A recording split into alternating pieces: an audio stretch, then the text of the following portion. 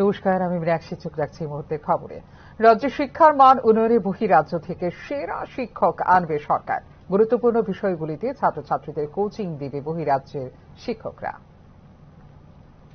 ত্রিপুরা মুখ্যমন্ত্রী মানিক সাহা শুক্রবার বলেছেন যে সরকার শিক্ষার্থীদের জন্য গুণমান সম্পন্ন শিক্ষা নিশ্চিত করতে রাজ্যের বাইরে থেকে সেরা উপলব্ধ শিক্ষক আনার পরিকল্পনা করছে রাজ্য সরকার।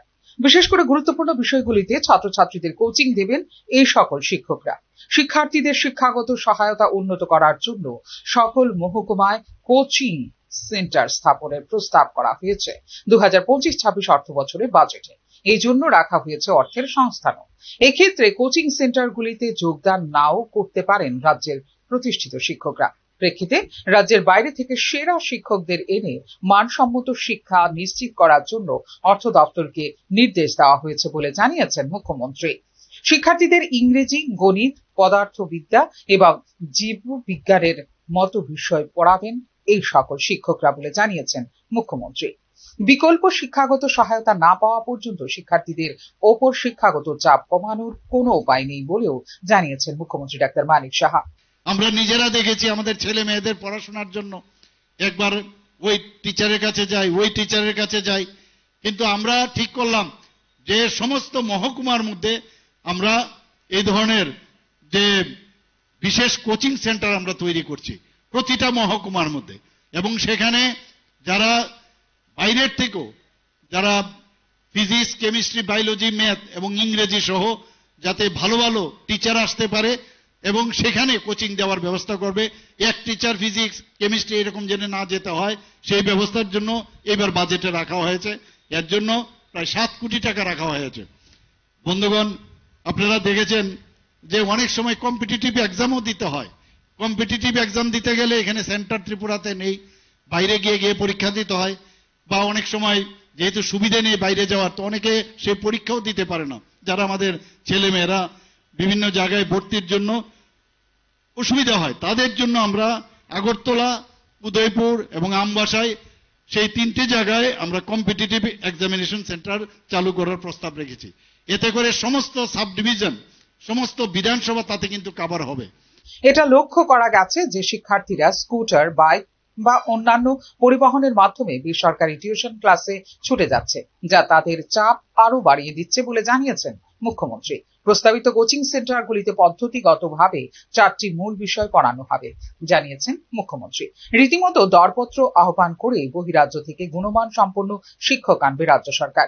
শিক্ষার্থী এবং চাকরি প্রার্থীদের বিভিন্ন পরীক্ষায় অংশগ্রহণের জন্য যাতে রাজ্যের বাইরে যেতে না হয় তার জন্য হাঁপানিয়ায় 15 কোটি টাকা ব্যয়ে একটি পরীক্ষার হলও স্থাপন করবে রাজ্য সরকার। ফিওরো রিপোর্ট, নিউজ নাও। ঐক্যমতের বিলম্বের কারণে স্থগিত রয়েছে বিজেপির সর্বভারতীয় সভাপতি নির্বাচন। এক্ষেত্রে ঐক্যমতে বিলম্বের কারণে স্থগিত রয়েছে ত্রিপুরার মতো 26টি রাজ্যে দলের প্রদেশ সভাপতি নির্বাচন প্রক্রিয়াও। ভারতীয় জনতা পার্টির নতুন জাতীয় সভাপতি কি হবেন এবং কখন তাকে নিযুক্ত করা হবে তা নিয়ে প্রশ্ন উঠছে রাজনৈতিক মহলে, এমনকি বিজেপিতেও। এর উত্তর দলের সিনিয়র নেতাদের কাছ থেকে এসেছে সঠিক সময়ে। তবে এই সঠিক সময় কখন আসবে তা নিয়ে প্রশ্ন তুলছেন দলের কার্যকর্তারা। জাতীয় সংবাদ মাধ্যমগুলির প্রতিবেদন অনুসারে নতুন সভাপতির বিষয়ে ঐক্যমত্য তৈরির প্রচেষ্টা চলছে দলে। ঐক্যমত্য তৈরি হলেই ঘোষণা করা হবে নির্বাচন। জাতীয় সভাপতি হিসেবে জেপি নাড্ডার মেয়াদ শেষ হয় 2024 সালের জুন মাসে। বর্তমানে বর্ধিত মেয়াদে রয়েছেন তিনি। নতুন সভাপতি নির্বাচনের জন্য সম্পন্ন হয়েছে জাতীয় সদস্য সংগ্রহ অভিযান। সাংগঠনিক দৃষ্টিকোণ থেকে 10টি রাজ্যে অনুষ্ঠিত হয়েছে নির্বাচন, তবে 26টি রাজ্যে এখনো অনুষ্ঠিত হয়নি নির্বাচন। এর মধ্যে রয়েছে ত্রিপুরাও। দলীয় ঐক্যমতের অভাবে ত্রিপুরাতেও স্থগিত রয়েছে বিজেপির প্রদেশ সভাপতি নির্বাচন প্রক্রিয়া। ন্যূনতম 18টি রাজ্যে নির্বাচন সম্পন্ন হওয়ার পরে জাতীয় সভাপতি নির্বাচন হবে বলে লেখা আছে বিজেপির দলীয় সংবিধানে। তবে এটি বাধ্যতামূলক নয় বলেও মনে করছেন রাজনৈতিক বিশ্লেষক মহল। দলীয় সংবিধানের 19 ধারা অনুযায়ী যদি 5টি রাজ্যে জাতীয় কাউন্সিল নির্বাচন অনুষ্ঠিত হয়, তাহলে ইলেকটোরাল কলেজের যে কোনো 20 জন সদস্য যৌথভাবে জাতীয় সভাপতির নাম প্রস্তাব করতে পারবেন বলে লেখা আছে বিজেপির দলীয় সংবিধানে। যেই জাতীয় সভাপতি হন না কেন, 2029 সালের লোকসভা নির্বাচন তার নেতৃত্বেই লড়া হবে বলে মোটামুটি নিশ্চিত দলের নিচু থেকে ওপর তলার সব নেতাকর্মীরা। এমন পরিস্থিতিতে কোথাও যেন বার্তা না যায় যে সংগঠনের কোনো নির্দিষ্ট অংশের কথা শোনা হচ্ছে না, অথবা এই ক্ষেত্রে জোর করে সিদ্ধান্ত চাপিয়ে দেওয়া হয়েছে। এই বিষয়টিতে সবচেয়ে বেশি গুরুত্ব দিচ্ছে দল। গত 10 বছর ধরে ক্রমাগত এই আখ্যান তৈরি করার চেষ্টা করে আসছে বিরোধীরা। তাই এই বিষয়টিতে এবার যথেষ্ট সতর্ক ভারতীয় জনতা পার্টি।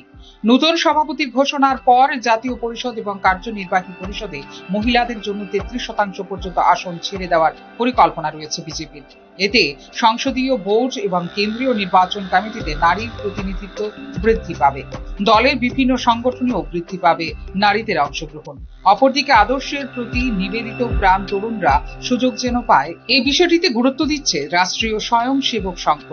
বিজেপি সহ সকল অনুমোদিত সংগঠনে আদর্শের প্রতি নিবেদিত প্রাণ যুবকদের অগ্রাধিকার দেওয়া উচিত।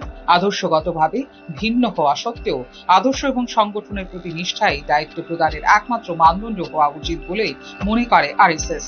প্রথম সারির নেতাদের এমন একটি কাঠামো তৈরি করা উচিত যাতে ভবিষ্যতে শ্রমিকরা একটি বিকল্প হয়ে উঠতে পারে।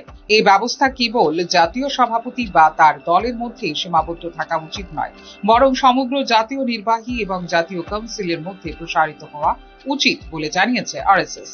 দলীয় নিয়ম অনুযায়ী বিজেপির সভাপতির কার্যকাল 3 বছর। একজন ব্যক্তি দুবারের বেশি একটি দলের সভাপতি হতে পারবেন না। এমন পরিস্থিতিতে এখন তার মেয়াদে 12টি গুরুত্বপূর্ণ নির্বাচন পরিচালনা করতে হবে দলের নূতন সভাপতিকে। ফিউরো রিপোর্ট, নিউজ নাও। কুসংস্কারে বলি হলো 4 বছরের শিশু। প্রায় 1 মাস আগে ধুমাছড়া ভূত কিশোর পাড়ার মানিক ত্রিপুরা নামের 4 বছরের শিশুকে কামড়ায় কুকুর। এতে গুরুতর আহত হয় শিশুটি। কিন্তু কুসংস্কারে আচ্ছন্নতার কারণে কোনো চিকিৎসকের শরণাপন্ন না হয়ে ওঝা দিয়ে ঝাড়ফুঁক করে সুস্থ করার অপচেষ্টা করে শিশুর অভিভাবকরা। 1 মাস ধরে ওঝায় ঝাড়ফুঁক এবং হাঁস মুরগ কবুতর বলি দিয়েও হলো না শেষ রক্ষা। অবশেষে মনুঘাট হাসপাতালে প্রায় মৃত শিশুটিকে নিয়ে আসলে মনুঘাট হাসপাতাল থেকে সঙ্গে সঙ্গে ধলাই জেলা হাসপাতালে রেফার করা হয় শিশুটিকে। কিন্তু ধলাই জেলা হাসপাতালে নিয়ে আসার পথে অ্যাম্বুলেন্সে মৃত্যু হয় 4 বছরের শিশুটির।